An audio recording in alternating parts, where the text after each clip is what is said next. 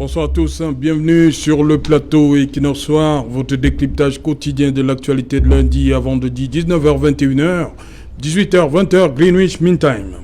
Paul Chouta, Emmanuel Mbok, Matip, Amadou Vamouke et quelques journalistes en délicatesse avec la justice camerounaise.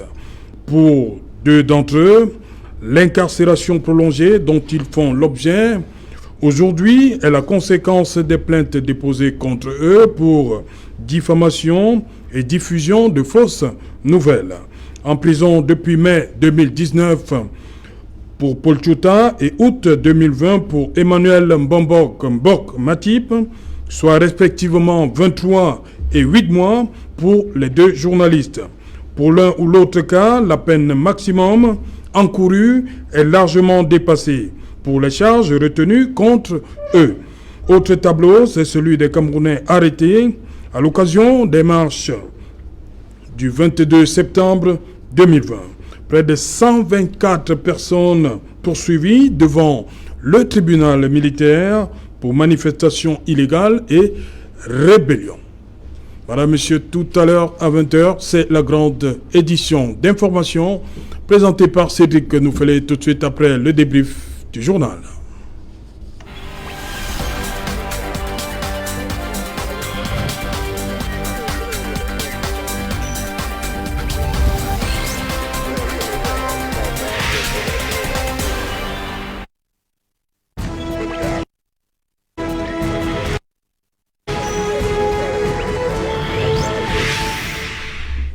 Détention préventive, abus ou respect de la loi, les cas Paul Chouta et les militants du mouvement pour la renaissance du Cameroun. C'est en débat ce soir. Paul Chouta et bien évidemment Mbok Matip, Emmanuel. Pour en parler, nous avons invité en plateau ce soir Martin Zan. Bonsoir Martin. Bonsoir Serge Aloutou. Bonsoir à tous les téléspectateurs de la grande chaîne Equinox TV. Bonsoir à tout le peuple camerounais et particulièrement bonsoir à la population de Ngouanté dans l'arrondissement d'Onkolmatet. Voilà, Martin Zan, je rappelle, vous êtes juriste et militant du mouvement du Rassemblement démocratique du peuple camerounais. Affirmatif. Voilà. Je dis bien militant. Militant. Et pas autre chose. Bonsoir, barista Corentin Dougué. Bonsoir, Serge Alain. Bonsoir aux milliers de téléspectateurs de Equinox Télévision. C'est toujours un plaisir de vous retrouver dans le cadre de cette messe quotidienne qui consiste à éclairer les Camerounais sur le fonctionnement bancal de la justice camerounaise. À côté de vous, barista Tamfou Richa, you're welcome. Good evening. Good evening, Serge Alain. Good evening to my co-panelists. Good evening to all the militants of the Cameroon Renaissance Movement who are presently in detention, precisely Alain Fougué, Bibou Nissak and others. Good evening to all those detained Anglophones who are victims of circumstances of the Anglophone crisis. Barista, vous confirmez qu'ils sont 124 personnes poursuivies par rapport aux manifestations du 22 septembre 2020? 124? Yes, exactly. We have 100. 6 mois, 7 mois après. Yes, 100. L'attentisme, c'est le retard, un retard éternel qui devient le principe. Donc j'attends que mon voisin et ami nous explique comment ils font. Ok, on va d'abord écouter barista Ndongé, cette situation, Paul Chouta, Emmanuel Mbok Matip, pour des faits qui méritent, entre guillemets, lesquels devaient être condamnés à 6 mois. Il se retrouve, Mbok, ça fait 8 mois, et Paul Chouta, 23 mois déjà. Comment vous expliquez ça? C'est une situation qui, ma foi, dépasse l'entendement du juriste que je suis. Parce que, voyez-vous, dans une société démocratique, le fait de garder un citoyen dans l'incertitude, dans l'angoisse, dans l'ignorance de ce qui adviendra de son sort, dans la peine qu'il peut avoir de façon professionnelle ou dans la société, ne peut relever que de la dictature. On devrait juger ces citoyens dans des délais raisonnables. Mais la justice camerounaise, comme je le disais tantôt, est devenue bancate au point où elle a besoin de béquilles. Le temps nécessaire pour juger un citoyen, la célérité même que la justice demande pour juger le citoyen est bafouée. Nous ne pouvons que décrier cette situation de Paul Touta qui a des démêlés avec une dame qui, au lieu de s'exprimer devant la justice, prend plutôt de la peine d'aller dans les chaînes de télévision, expliquer des questions de droit qui dépassent même l'entendement des hommes de médias. C'est des situations vraiment à décrier. Merci. Voilà, Barista, votre appréciation par rapport à ces deux cas, ces deux journalistes. Well, it will not be an overstatement to say that Cameroon is not a state of law, because in a state of law, you respect the rule of law. It's beyond understanding that somebody can be in custody, that's a pre-trial detention, for more than the period that the Criminal Procedure Code provides. When you look at sections 218 of the Criminal Procedure Code and subsequent sections, once you commit what is called a felony, you have a felony or a misdemeanor, you can be detained for 6 months. That is the period which is reserved for preventive detention. When it can be renewed, if it is a felony, it can be renewed for 12 months.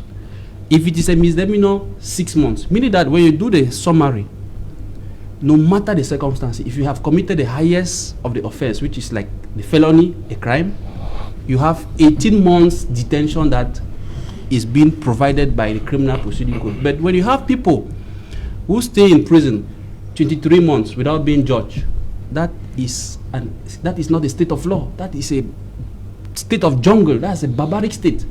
So it is beyond any understanding that you cannot arrest people, you keep them, and they die because you keeping them, you are indirectly killing them. Our justice system should not be seen as an instrument of death. What is the essence of you keeping people in detention where you cannot judge them? You have cases of people who have been in prison for 5 years awaiting trial. Our prisons were built to accommodate some numbers. For example, the New Bell prison, 800 inmates. But today, go there and count, there are more than 7,000. The prisons are saturated. Taking the precise case of Paul Touta, everybody knows it is clean, it is seen in the eyes that Paul Touta is there because there is a settlement of cause with his opponent. The opponent has never presented itself to court. Voilà. So the state prosecutor, who is the one that prosecutes, was supposed to have all the evidence or exhibits in his keeping, so that even if the civil party does not come to court, it doesn't stop the court from moving. But we have seen that our justice system, instead of rendering justice to people, it instead tends to kill its citizens, because people stay in detention for so long, they come out in the kind of state we saw Professor Gervais Mendoza. So that is not the state of law. We have the best code. The code that we are using today came to harmonize two systems, and this system of the code is what they call the acquisitorial system, where you are presumed innocent until proven guilty. So those people who are on pre-trial detention are still presumed innocent until they have been tried and proven before the court. So if you want to make them to serve a sentence, judge them under reasonable time, as fast as possible. It is beyond understanding that somebody will be in detention for 23 months without being tried. It is already above the code. And bet you, if you even introduce a procedure on habeas corpus, it will be rejected. So we live in a system where at times you, the practicing lawyer, you are in a confused state because you don't even know what to tell your client. You are lost in all what is happening. So our justice system is as if it's being controlled by the executive. You don't really see the independence of judges. Judges are not independent to decide over cases.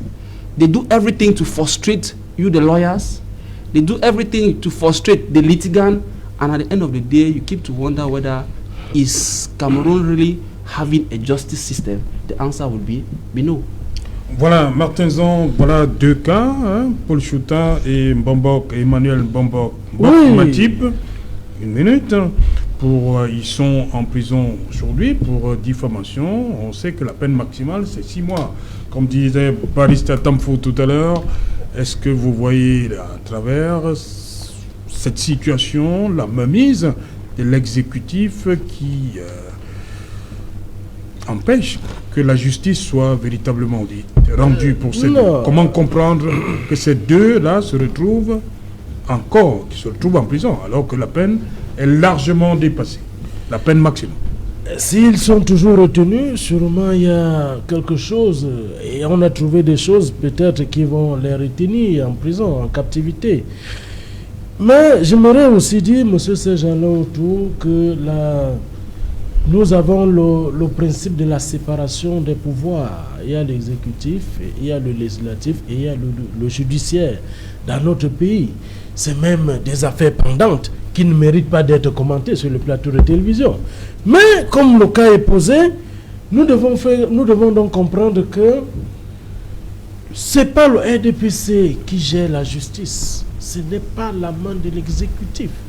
Le RDPC Le RDPC a élu son chef de l'État et nous avons le principe de la séparation des pouvoirs.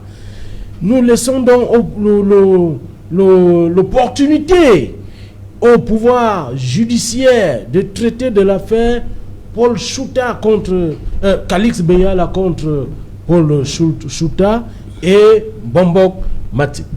Bon, si je disais donc tantôt que si les deux sont encore retenus, ça veut dire qu'on a trouvé autre chose. On ne peut pas les retenir pour rien. Et la loi, d'après la loi, si vous mettez plus de temps en prison, ils peuvent, le chef de l'État a créé un organe qui s'occupe, n'est-ce pas, de la réparation. Donc ils peuvent toujours aller rester dans cet organe, dans cette institution, et la réparation sera faite. Le chef de l'État a prévu tout, dans la mesure où il y aura peut-être des abus. Moi, je ne dis pas qu'il y en a, mais je dis dans la mesure où il y aura des abus, le chef de l'État a créé une institution qui règle ce problème et on se fait, n'est-ce pas, on repart le dommage qui a été causé par l'institution judiciaire. Voilà. Maître Ngefak, 26 audiences déjà pour Paul Chouta, c'est énorme. En 23 mois. Serge Alain, quel est le délai raisonnable pour juger un détenu au Cameroun? Est-ce que c'est 2 ans? Est-ce que c'est 9 ans dans le cas de la procédure de Zakaïs Fondjindam? Est-ce la mort, comme dans le cas du dossier de Feu Mendozé? Tout ça... L'affaire ne s'est pas éteinte pour Mendozé. Nous rendez-vous le 11 mai, je crois. Mais non. Avant sa mort, il avait dit qu'il acquiesçait ses 20 ans d'emprisonnement. Non, je dis que ça continue. Oui. Il y a une la justice le 11 mai. La justice a pris tout son temps pour lui donner acte de son acquiescement. C'est-à-dire, il dit même je reconnais. Même pour s'asseoir et dire, il a dit je reconnais. La justice a pris tout son temps jusqu'à ce que mort s'en suive. Alors là se pose donc, au regard de ces 3 petits cas, la notion de délai raisonnable vu par la justice, l'institution judiciaire encensée par le parti RDPC qui gère tout. C'est de cela. Comment est-ce que le RDPC... comprendre que c'est le RDPC qui juge maintenant dans les tribunaux, maître? Dites-moi que c'est le RDPC qui juge dans les tribunaux maintenant. Ce qui est d'ailleurs faux. C'est faux, vous le savez. Vous ne pouvez pas dire ça. Et il y a la séparation des pouvoirs. Si on parle du RDPC, c'est dans le cadre législatif. C'est dans le cadre de l'exécution et du pouvoir exécutif. Merci Martin. Permettez Martin, je peux comprendre que, en plus de la position de militant que vous êtes uniquement, vous voulez aussi porter le chapeau de communicant. je tolère. Je Mais reste dans le cadre de votre simple titre, lorsque vous prenez tout votre temps, moi je vous respecte. J'ai d'abord été président de la sous-section au JRDPC. J'ai été responsable dans le RDPC. Vous voulez défier les communicants? Je suis militant. Ok. Bon, je peux. Allez-y, maître. Je disais tantôt que vous avez les cas Paul Chouta, Mbobok et Gamatip. Vous avez le cas Fonjindam. Vous avez le cas de Feu Mendozé, qui devaient être ou qui doivent être jugés dans un délai raisonnable. Le premier cas, même s'il faut les condamner à la peine maximale, le délai est passé il y a longtemps. Voilà. Qu'est-ce que la justice attend? Le deuxième cas, celui du défunt, il a dit j'accepte mes 20 ans. Même pour venir s'asseoir, alors que plus personne ne peut lui dire on te contraint, tu as acquiescé. Même pour venir s'asseoir et dire on accepte. On a attendu jusqu'à sa mort. Le troisième cas, celui de Fonjinda, la loi dit c'est 9 mois la Cour suprême doit trancher. Dans quelques jours, on sera à 9 ans d'attente. Alors, je dis une chose. Le RDPC qui a ravagé tout, 71%, qui a nommé tous ses militants partout, y compris à la justice, vous ne mentirez pas. Alors, qu'est-ce que le RDPC nous enseigne dans la notion de délai raisonnable? Qu'est-ce que le bas peuple, qui ne parvient pas à voir clair, mieux que le RDPC, peut comprendre dans la définition de la petite phrase délai raisonnable pour juger un simple Camerounais qui est présumé innocent? C'est toute la question. Je n'ai pas dit que la justice est RDPC, non. C'est les hommes qui gèrent la justice, qui sont du RDPC, qui incarnent une certaine logique. Est-ce qu'ils sont dans les rancunes, dans les règlements de compte, ou bien ils veulent appliquer la loi? Voilà que nous allons nous poser... dire quelque chose d'intéressant. Merci. Si vous me suivez, c'est bon. Si vous utilisez donc la justice pour régler les comptes des individus dans le RDPC, nous disons non. Force doit demeurer aux institutions, force doit demeurer à la loi. Et non à la rancune, et non à la haine, et non à la jalousie des individus qui ont presque tout, mais qui ne sont jamais satisfaits. Il s'agit de cela dans le RDPC. Vous avez tout, mais vous êtes toujours haineux. Il vous manque toujours quelque chose. Pourquoi priver Paul Chouta de toute sa liberté alors que la loi a dit stop? Qu'est-ce que vous voulez faire, messieurs du RDPC? Pourquoi vous refusez de juger monsieur Fonjindam depuis 9 mois?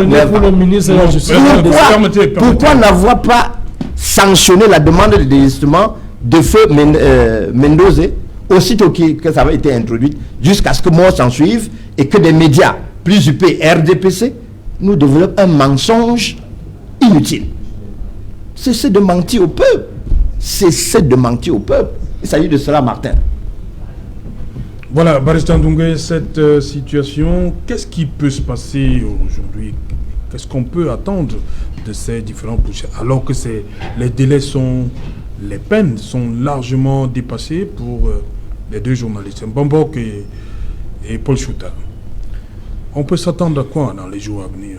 Oui, Serge Alain, mon estimé confrère Maître Nguefat a signalé tout à l'heure la question du délai raisonnable. Oui. Quand le délai en justice n'est pas raisonnable, on se retrouve dans la dictature. C'est ce cas de figure que nous sommes en train de vivre aujourd'hui. Dictature, c'est-à-dire que l'exécutif... comment comprendre que le judiciaire se comporte de la sorte? Est-ce qu'il n'y a pas une main de l'exécutif qui vient influencer le judiciaire? Voyez-vous, la justice camerounaise est devenue un fourre-tout où les gens l'utilisent pour régler des comptes. En fait, Paul Chouta est en train de subir la foudre de ses bourreaux. C'est un adversaire politique. Vous allez remarquer qu'avant qu'il ne soit mis en détention, il avait des interventions assez intéressantes dans des médias. ce qui gênait énormément le pouvoir en place. Et si, avec la justice, on peut mettre de côté un tel adversaire, ça ne peut que faire le bien du pouvoir en place. C'est de ça qu'il s'agit. Nous sommes dans une société où l'exécutif s'immisce dans le judiciaire afin de conserver le pouvoir. Avec généralement des thèmes assez pompeux, parce que je me souviens, en octobre 2012, quand le ministre de la Justice, garde des Sceaux, lors de la cérémonie inaugurale du tribunal criminel spécial, disait et rappelait au président des juridictions qu'on ne saurait avoir dans un système judiciaire de renvoi et de renvoi parce que ça n'honore pas la justice camerounaise. Mais voyez-vous, on se retrouve dans ce cas de figure. C'est l'occasion pour nous de sensibiliser tous ceux qui interviennent dans la chaîne de justice, y compris les magistrats, les avocats, les huissiers. Mais là, le ministre, c'est la bonne foi du ministre. Qu'est-ce qu'il peut sanctionner ce qui empêche d'atteindre cet idéal-là? Rappelons-le ici. Qu'est-ce qu'il doit faire dans ce cas-là, le ministre, le garde des Sceaux? La véritable difficulté, empêcher ces renvois-là. Parce que là, pour le cas Paul Chouta, nous sommes à 26 déjà. 26 renvois. La véritable difficulté, Serge Alain, c'est que nous sommes dans une justice aux ordres. Le ministre lui-même, qui donne des directives relativement à la justice camerounaise, il n'a pas les mains libres. Et nous l'avons signalé tantôt qu'il est question ici d'éliminer des adversaires politiques. Quel est le poids politique de Paul Chouta? Il n'a aucun poids politique. Vous devez le savoir. Sous-estimer le poids politique de Paul Chouta, il n'est même pas porteur. Se me poser la question de savoir quel est le pouvoir des médias. Il n'est pas. C'est le troisième pouvoir. Il n'est pas porteur. Qui le suit? Personne ne le suit. Il invective à travers des micros, c'est un blogueur. Mais on sait qu'il n'est pas porteur. La loi dit c'est 6 mois, Martin Zan. Oui, sauf que sûrement on lui reproche autre chose. Mais sûrement c'est quoi? Qu'est-ce qu'on lui reproche? C'est le secret de la justice. Ah Je ne représente pas la justice ici pour dévoiler. Voilà. Oui, allez-y, Barista Doumbé. Oui, j'étais donc en train de chuter Serge Alain en précisant que nous devons convoquer toute la chaîne de justice camerounaise, y compris les magistrats, les huissiers, les greffiers, en donnant un traitement assez adéquat, un traitement raisonnable à tous ceux qui interviennent dans cette jeune, si nous voulons avoir une justice décente dans notre pays. Ok. Barista Tamfou, parlons de ce 22 septembre. C'est un dossier que vous connaissez bien. Voilà, vous avez un problème, le fait que ces personnes soient jugées devant le tribunal militaire. Yes, a very serious problem because we are battling over our public liberties.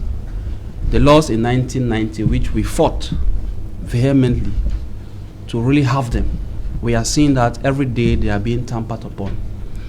You cannot understand how possible people will go out publicly to air an opinion, to manifest because they don't want something. On the contrary, instead of... Mais le pouvoir a dit qu'il avait la manifestation était interdite. No, that is the On a vu les sorties du ministre de l'AT, les sorties des gouverneurs de l'Ouest, du littoral et du centre. No, c'est 3 gouverneurs. That is the interpretation of the executive. Oui. When you take that law of 1990 on public manifestation and read it, we have had repeated occasions on this panel to explain the law. You make a declaration. When I declare, I inform you and I go carry on my activity. Mm. If you think if you think that public order will be disturbed, you redirect me on where to go and carry on the manifestations. We have explained that repeatedly. So all the acts which the governors were taken and all the like, they were taken arbitrarily and it was illegal. So people who have manifested an opinion, why do you try them into the military court? Why don't you try them before civilian court? Just to tell you that the executive infringes upon the powers of the judiciary. So it's the executive that dictates to the judiciary what to do. And we have seen the repression of opposition political parties like the Cameroon Renaissance Movement, where each time they want to exercise their political activities, they have the repression of the ruling CPDM. So that is it. What can explain the fact that civilians who go out to manifest without any arm, because they were not carrying guns, free manifestation, and when you arrest them, instead of bringing them before civilian court, you bring them before military court. So the executive has used the military court to settle its political score, and that is the truth.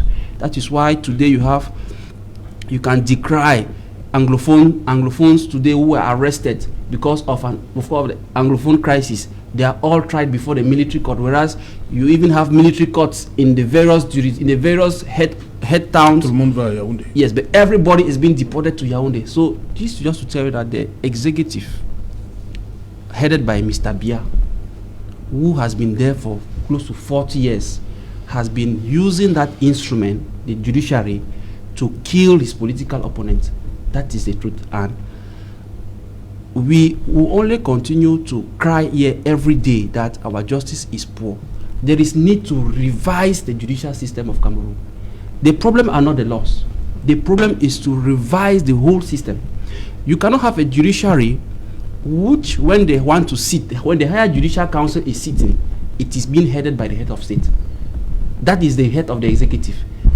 Do you think that the magistrate that is appointing, magistrates are being appointed by the head of the executive? You think that they will obviously submit themselves to him? You think that the head of the executive will not appoint you a magistrate, and you think that you'll be independent? No, you always pay allegiance to him. So we have to revise the whole chain of the judicial system. How do you explain that there is an offense? Qui devrait les nommer dans les magistrats? No, they have we have seen in other countries where we have the first president of the Supreme Court, for example. They could assign that task to him. He knows he could manage. Lui-même arrive là-bas comment? Qui le nomme? He too. No, in other countries they make proposals. Oui. People propose. Oui. It goes to the parliament. They even vote before it is now being approved. We have seen how it happens. But in Cameroon here, when the president wants to appoint the heads of those jurisdictions, he doesn't consult anybody. He appoints at his liking, and those people always pay allegiance to him. We want to even look, some of those magistrates are even politicians. They are members of his political party. Barista. No, we saw that during the Constitutional Barista Council. Tamfou, bon, disons que ça passe par l'Assemblée, avec prenons le cas actuel, une Assemblée largement dominée par le RDPC, et si le vote doit passer par là, vous croyez que celui qui va arriver à la tête de la justice ne sera pas influencé par ceux-là qui l'ont amené à ce poste? Exactly. First of all, if our legislative assembly, we first of all know how people are being voted. Voilà. People are not being elected. People are being appointed. So it all starts from there. Oui. Yes. Our legislative assembly, people are being appointed. So obviously, if the majority is on their side, obviously they will dictate the judiciary. It's but normal. So, but we have to rethink our judiciary. Magistrates who give frivolous adjournments and continue to keep people in detention should be sanctioned. Ok. Voilà, Martin Zan, 124 personnes arrêtées avant même le 22 septembre, de ce même jour et après. Oui, après, mais aujourd'hui, ces personnes-là, ça fait 7 mois, elles sont encore détenues, elles sont poursuivies devant le tribunal militaire pour manifestation illégale et rébellion. Oui, rébellion, manifestation illégale, insurrection. Nous devons d'abord dire que les articles 307 qui, n'est-ce pas, répriment, non, là c'est pour l'injure, je me suis trompé, la disposition de la loi numéro 2014/028 du 23 décembre 2014 et autres actes de terrorisme ou d'appel à l'insurrection.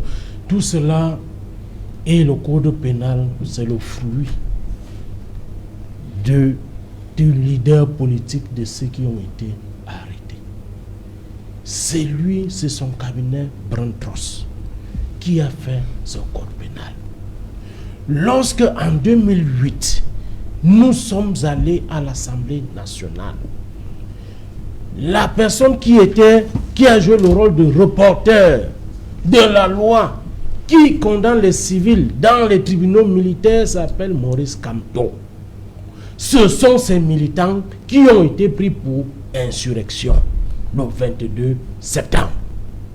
Aujourd'hui, quand il faisait cette loi, c'était contre d'autres partis politiques parce qu'il était dans le RDPC.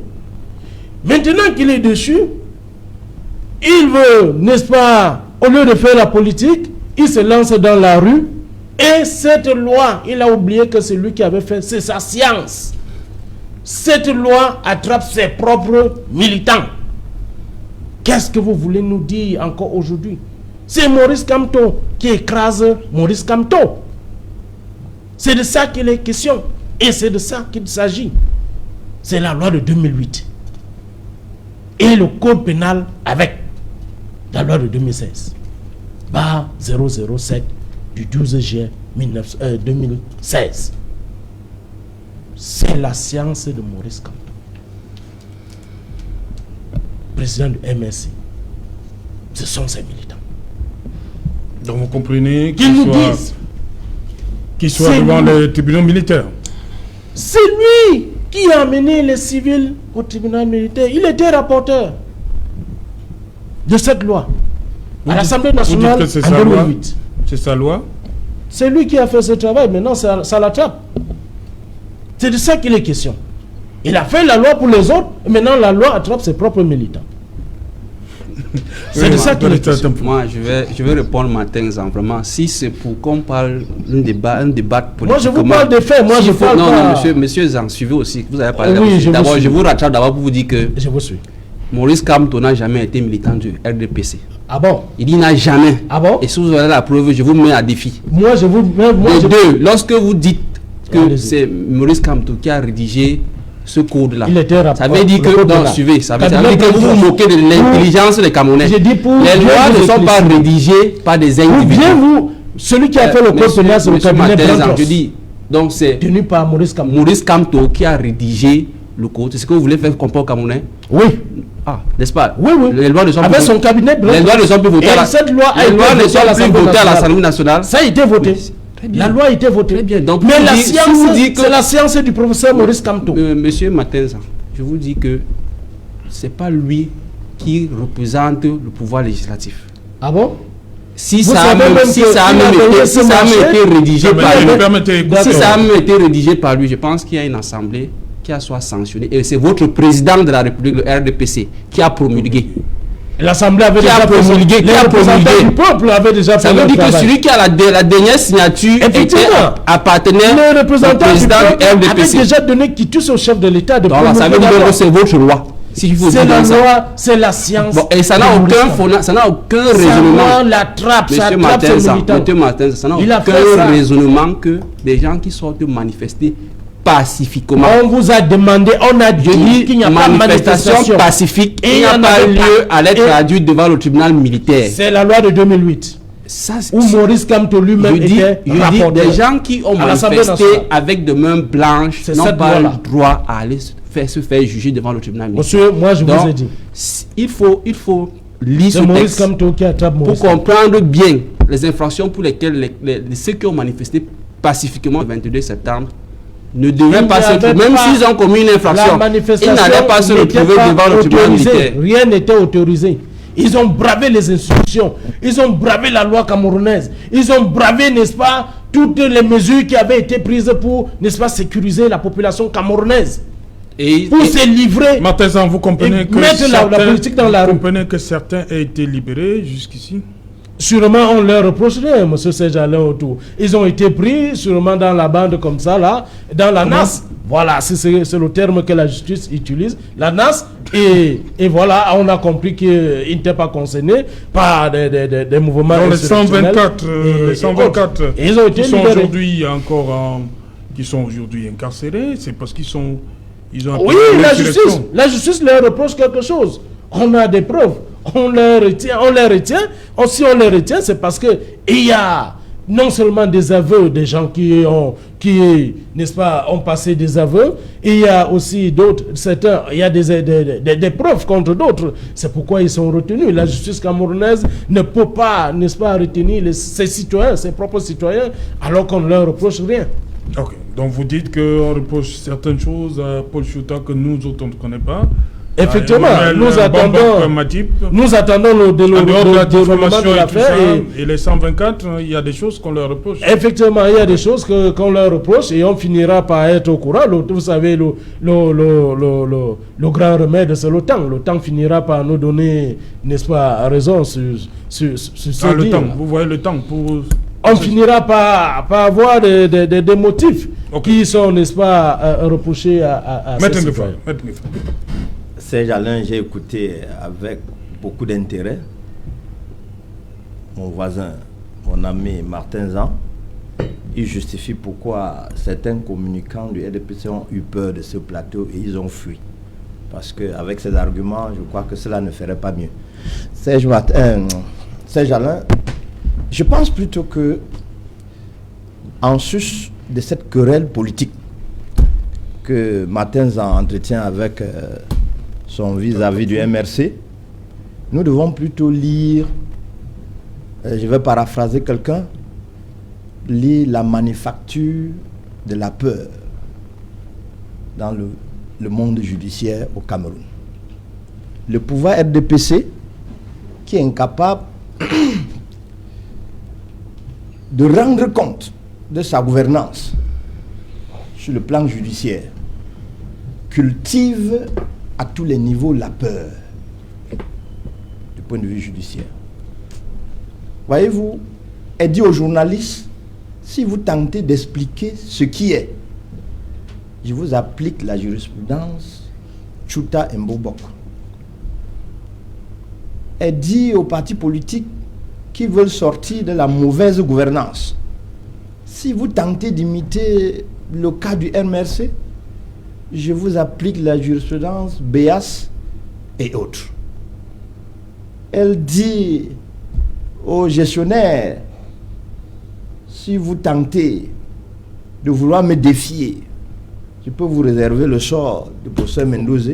Vous avez les correspondances? Je peux vous situer dans la logique, c'est une jurisprudence. Est-ce que vous pouvez donner celui qui donne le donneur d'ordre, celui qui dit, voilà, allez, si vous faites ceci, si vous faites cela, vous pouvez me donner le nom? Permettez, c'est le temps de parole de Maître. D'accord. Ça me donne le temps de me désaltérer un peu. Je poursuivais en disant que cette manufacture de la peur que le pouvoir utilise pour masquer la mauvaise gouvernance sur le plan judiciaire au Cameroun s'exprime à travers ces 4 cas de jurisprudence qui sont constitués, qui crèvent les yeux. Voilà l'expression de la peur. C'est-à-dire, ne parlez pas de la corruption, ne parlez pas de la mauvaise gouvernance dans le milieu judiciaire. Si vous essayez, j'utilise ce pouvoir-là pour vous placer dans l'un de ces cas. Et chacun se regarde. J'ai peur. Voyez-vous, la phrase humainement qu'on pourra appliquer, c'est « Je veux voir grandir mes enfants. Je veux récupérer mon passeport. Je veux aussi voyager. » Alors, pour avoir cette liberté, il faut donc avoir peur de l'épée de Damoclès qu'est devenue la justice au Cameroun. Ce n'est plus cette affaire qu'on utilise pour réguler la société, mais c'est une manufacture de la peur. Voilà ce que la justice est devenue au Cameroun. C'est l'usine, c'est l'entreprise à l'intérieur de laquelle la seule chose que le Camerounais fait, il fabrique, vend, entretient et distribue la peur. On ne vend plus la justice dedans. On ne fabrique plus la justice dedans. Tout ça pour masquer la corruption. Tout ça pour masquer la mauvaise gouvernance. Je crois que c'est l'objectif. Je crois que c'est le thème. Ok. Barrister Ndoungé, manifestation illégale, rébellion, il risque 10 ans de prison. Oui, Serge Alain, c'est des termes assez génériques, oui, qui, ma foi, ne cadre pas avec la réalité. Je voudrais faire mien cette déclaration de Descartes au procès de Calas, qui disait, je cite, « Mieux vaut 100 coupables en liberté qu'un innocent en prison ». J'ai suivi avec beaucoup d'attention mon frère Zan, et qui nous a déroulé la genèse du code de procédure pénale camerounais et code dont il donnait la paternité à un leader politique camerounais. J'ai nommé le professeur Maurice Kamto. Mais je voudrais rappeler ici que l'ordonnancement juridique du Cameroun, la façon par laquelle les lois sont établies au Cameroun respecte un certain canevas. Et avec la majorité obèse que le RDPC entretient à l'Assemblée nationale, toute proposition de loi ou projet de loi devrait passer à l'Assemblée comme une lettre à la poste. À partir de ce moment, on se pose donc la question de savoir si nous devons continuer à donner la paternité de ces lois, la paternité de la violation de ces lois à ce leader politique. Vous avez parlé tout à l'heure de Olivier Boubou-Nissak, de Alain Fogueté-Don, qui sont des 10 militants de ce parti politique, le MRC, et dont, pendant le règne de la terreur que nous avons au pays actuellement, il y a une volonté cachée du pouvoir en place de les embasiller, de multiplier des procédures pour les empêcher d'exprimer leur droit fondamental, le droit à la parole, le droit de marcher. C'est un kidnapping. Et je me dis, en politique, de telles dérives ne doivent pas être consolidées. Je voudrais donc dire ici qu'une justice appliquée avec beaucoup de rigueur peut devenir injustice. Et c'est ce que nous vivons à l'heure actuelle au Cameroun.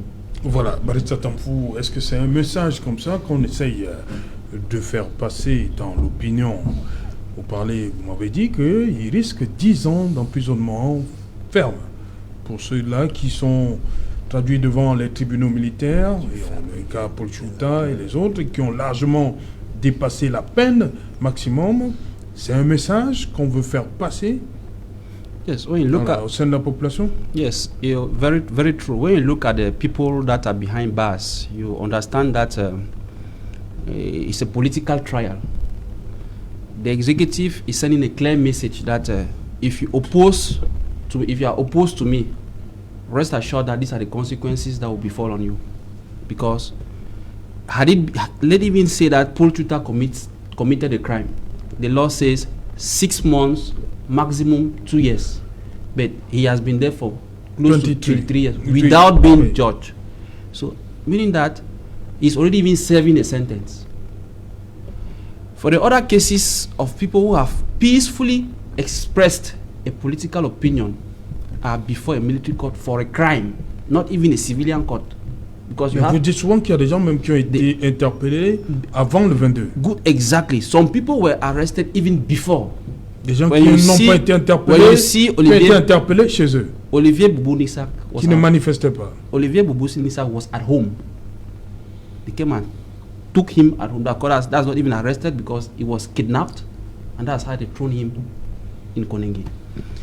Professor Alain Fogué heard that Professor Maurice Kamto, who is his president, was having some challenges. He went to go and see. On the way, he has not even reached there. On the way to the scene, he was arrested. So just a message that the executive is using the judiciary to send to its political opponent that be aware that if you dare to oppose me, this is how I'm going to treat you, because those people did not commit any offense. Government has been keeping them for this long period without having any evidence against them, but still yet is unable to release them. you arrested people that maybe you saw that they were planning to go against the elections that were coming. Now the elections have passed. Why are you still arresting them? Is it not time enough to release them? So the executive, you continue to maintain them in detention because you want to continue to instill that fear so that other people who want to express political opinions should understand that if we try to follow the steps of the Cameroon Renaissance movement, this is what is going to befall on us. And the message is clear to everybody. When you look at Paul Tuta, he's a journalist. He's sending the same clear message. You look at militants of the Cameroon Renaissance movement, sending the same clear message. When you look at people who embezzle state funds, the message is clear that is the judiciary today is being used by the executive to punish or to fight against political opponents. Voilà, Martin Zan, le professeur Maurice Kamto, qui faisait l'objet, il y avait une ceinture autour de son domicile. Hein. Il a été, on va le dire comme ça, libéré au lendemain des régionales. Mais comment comprendre que les militants et sympathisants du MRC se retrouvent encore en prison? Alors que le leader, lui, il n'a pas de problème. Oui, monsieur Serge Alontou, il faudrait d'abord qu'on dise aux Camerounais que le professeur Maurice Kamto n'avait pas fait l'objet d'une arrestation. Les forces de l'ordre étaient juste devant son domicile, assuraient la sécurité des populations. Les populations étaient chez lui? Donc, on n'était pas là, il n'était pas incarcéré. Il était comment? Si on est incarcéré, il y a la maison d'arrêt. On n'a pas dit, on a parlé d'une ceinture de sécurité autour de... Voilà. C'était pour le quartier, c'était pas pour lui. C'était pour le quartier? Le quartier, comme on a... Mais pourquoi on a donc levé? Dans tous les... Oui, il y a des stations pour surveiller, pour la sécurité des populations. Dès lors qu'on a une information suspecte quelque part, on va dans le coin. Mais dès que le calme, dès que tout revient à la normale, n'est-ce pas, et les forces de l'ordre se dispersent pour, n'est-ce pas, aller ailleurs. Mais pour ce qui concerne... Il était libre d'aller et venir? Le professeur Maurice Kamto, on l'a vu même hors de son portail. On l'a vu. Il y a plusieurs photos. Les femmes sont même allées travailler chez lui. On a vu des femmes travailler, on a vu des femmes marcher nues. Ce qu'on n'a jamais vu au pays. Dans ce pays, c'est de la politique dans la rue. Moi, je ne comprends pas ça. Comment on a pu, un professeur, un éminent professeur, moi-même j'ai lu ses œuvres, comment il peut jeter la politique dans la rue au point où les femmes marchent nues? Nous-mêmes, nous connaissons la symbolique de la nudité d'une femme âgée en Afrique. Il a demandé aux femmes de marcher nues? S'il n'était pas intervenu, s'il n'a pas fait de sortie pour condamner cela, alors il était de concert avec ces femmes. Là, c'est clair. Jusqu'à aujourd'hui, il n'a jamais fait de sortie. Vous savez au moins pourquoi ces femmes-là se sont dénudées? Elles se sont dénudées, ces jalons tout, parce qu'elles faisaient des revendications. Elles avaient des revendications. Les revendications, elles ne se font pas dans la rue. C'est pas la politique des bénétariats. Il faudrait que les gens, que la population comprenne. Faire la politique, c'est un art. C'est un art. C'est pour un club élitiste. Qu'est-ce qu'elle réclame? Ce n'est pas se mettre, se dénuder et aller dans des bouilletariats, faire des revendications alors que les revendications se font dans des instances connues, comme l'Assemblée nationale. Merci, on revient en plein journal. Dans un instant, Cédric Nouffelé, mais avant, une page de pub. Alors, nous étions à New York et nous avons montré comment nous dansons chez nous.